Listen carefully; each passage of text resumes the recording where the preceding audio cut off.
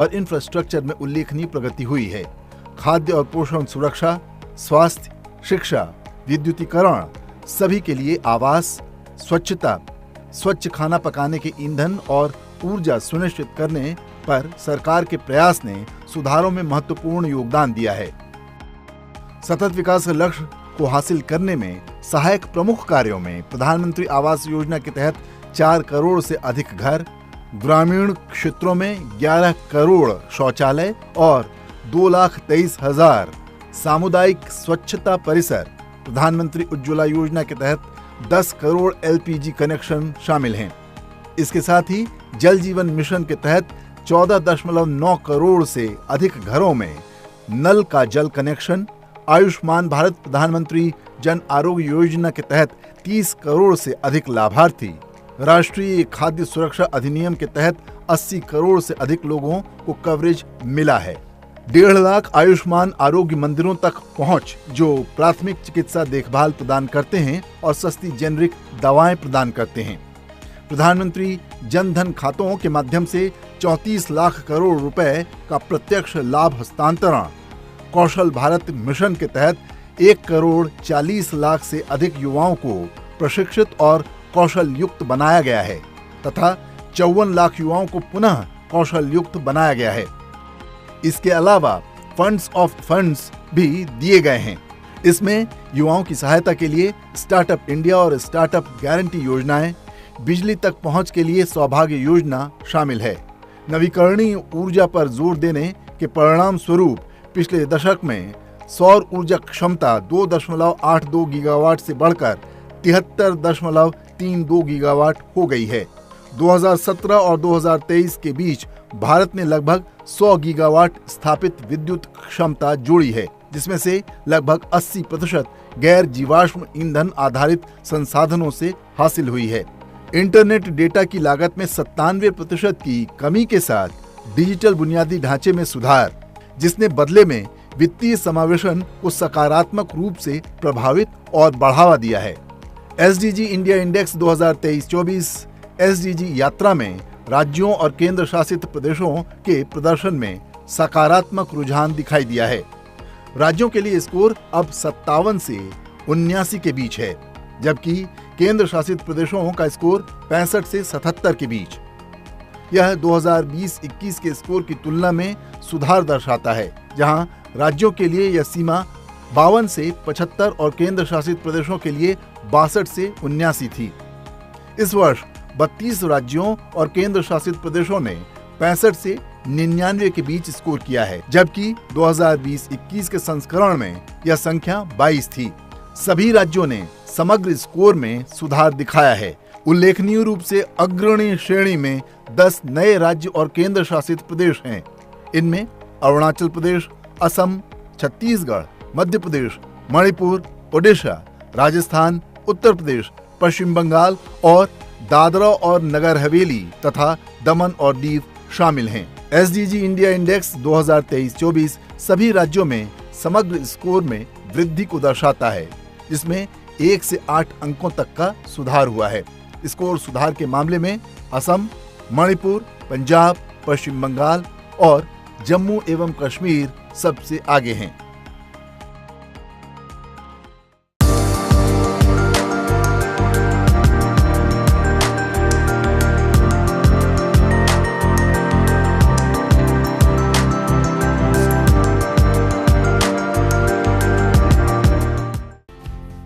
NITI Aayog SDG India index में प्रत्येक राज्य और केंद्र शासित प्रदेश के लिए 16 SDG पर लक्ष्यवार स्कोर की गणना करता है।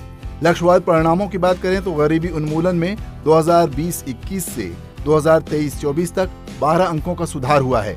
बहुआयामी गरीबी 2015-16 और 2019-21 के बीच 24.8% से लगभग आधी होकर 14.96% हो गई।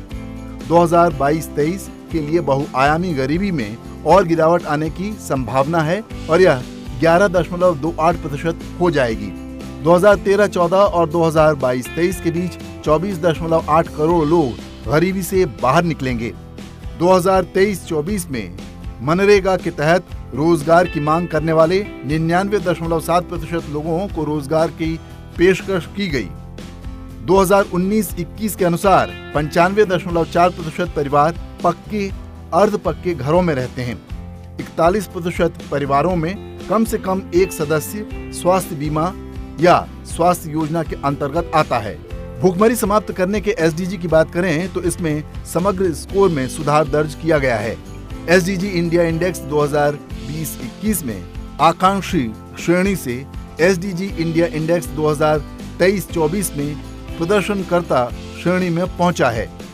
राष्ट्रीय खाद्य सुरक्षा अधिनियम 2013 के तहत 99% लाभार्थी शामिल हुए हैं। चावल और गेहूं की उत्पादकता में सुधार हुआ है, जो 2018-19 में 2,995 किलोग्राम प्रति हेक्टेयर से बढ़कर 2021-22 में 3,052 किलोग्राम प्रति हेक्टेयर हो गई है। कृषि में प्रति श्रमिक सकल मूल्य वर्धित में 2018-19 में 0.71 लाख से बढ़कर 2022-23 में 0.86 लाख हो गई है। अच्छा स्वास्थ्य और खुशहाली से जुड़े लक्ष्य के कुल स्कोर में उल्लेखनीय सुधार हुआ है, जो 2018 में 52 से बढ़कर 2023-24 में 77 हो गया है। प्रति 1 लाख जीवित जन्मों पर मातृ मृत्यु दर घटकर 97 हो गई है। 5 वर्ष से कम आयु के शिशु मृत्यु दर 2016 से 18 में 36 से घटकर 2018 से 20 में 32 हो गई है। 9 से 11 महीने की आयु में 93.23% बच्चों का पूर्ण टीकाकरण हो चुका है। 87.13% तपेदिक के मामले सूचित किए गए हैं। स्वास्थ्य संस्थानों में कुल प्रसवों में से 97.18% की रिपोर्ट की गई है। गुणवत्तापूर्ण शिक्षा में लगातार सुधार दर्ज किया गया है।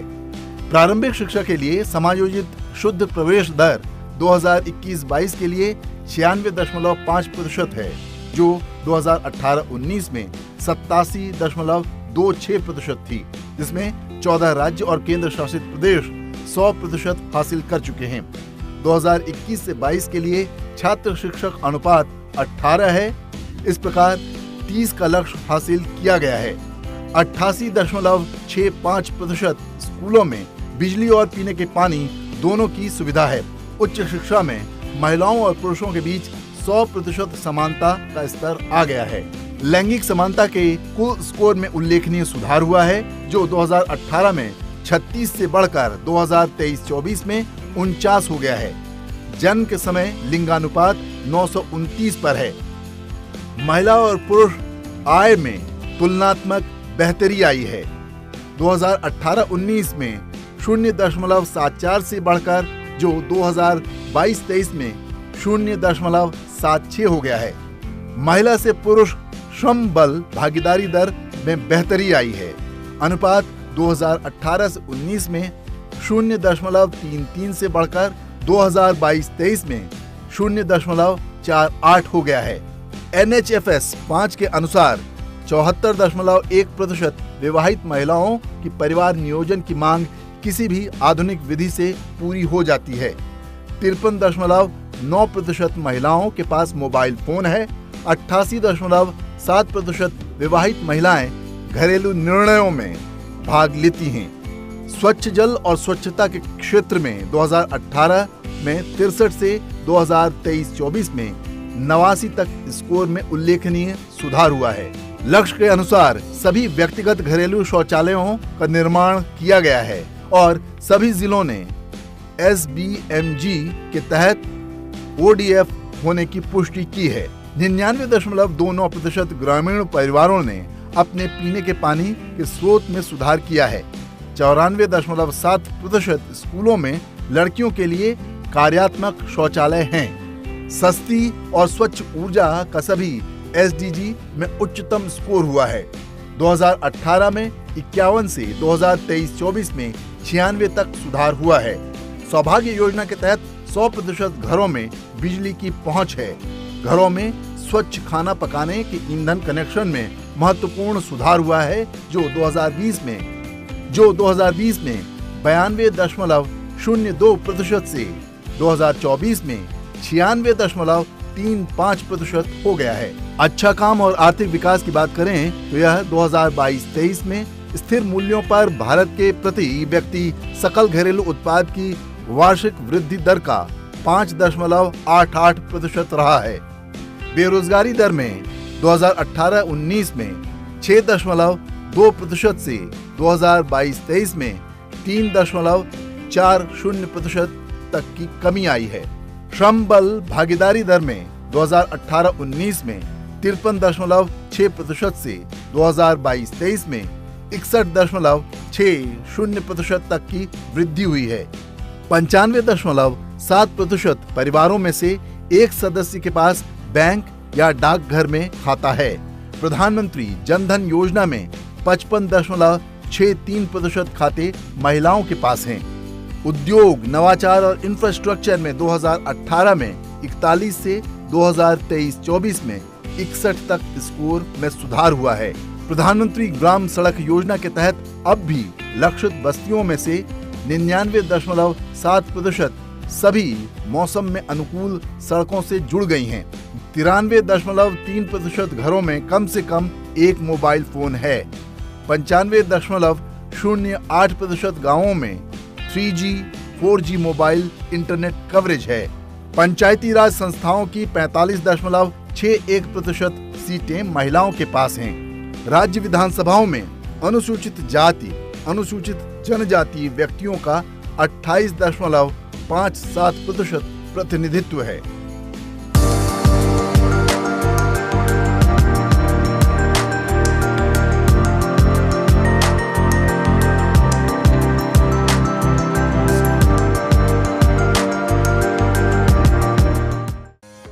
सतत विकास लक्ष्य सम्मेलन सरकारों के अध्यक्षों के लिए 2030 के विकास एजेंडा के क्रियान्वयन पर राजनीतिक नेतृत्व मुहैया कराने के लिए एक मुख्य मंच है। संयुक्त राष्ट्र ने पूरी दुनिया के सामने 17 SDG गोल रखे हैं। संयुक्त राष्ट्र महासभा में 2015 में पूरी दुनिया के लिए 2030 तक के लिए विकास से जुड़े एक प्रस्ताव को पारित किया गया था। इसमें विकास से जुड़े कुल 17 लक्ष्य हैं। इन लक्ष्यों को पूरा करने और उसे लागू करने के लिए संयुक्त राष्ट्र ने अपने प्रस्ताव में पूरा खाका पेश किया है।